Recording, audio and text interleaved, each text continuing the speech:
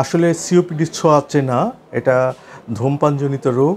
আমরা একটা কোরআনের একটা আয়াত আমরা জানি যে পৃথিবীতে যা কিছু হয় তা তোমার দুই হাতের কামায়। আসলে সিওপিডিটা হচ্ছে এর প্রকৃষ্ট উদাহরণ। এটা হচ্ছে আমাদের দু হাতের কামায়। যিনি যত বেশি ধূমপান করবেন তার সিওপিডি তত বেশি হবে। আর অল্প বয়সীদের সাধারণত সিওপিডি হয় না, তবে ফ্যামিলিয়াল কিছু কিছু ফ্যাক্টরে সিওপিডি অল্প বয়সেও দেখা যায়, বিশেষ করে আলফা-1 অ্যান্টিট্রিপসিন ডেফিসিয়েন্সি। এটা এক ধরনের প্রোটিন, যেটা যদি না থাকে তাহলে দেখা যায় যে অল্প বয়সীদের এবং পারিবারিকভাবে এই সিওপিডি, এটা জেনেটিকভাবে সিওপিডি বিশেষ করে এমফাইসেমা হয়ে থাকে। আর এটা চিকিৎসা জন্য যে ডেফিসিয়েন্সি আছে ওই ফ্যাক্টরগুলি আমাদেরকে আবার দিতে হবে, তাহলে দেখা যায় যে এই ধরনের রোগ ইমপ্রুভ করে।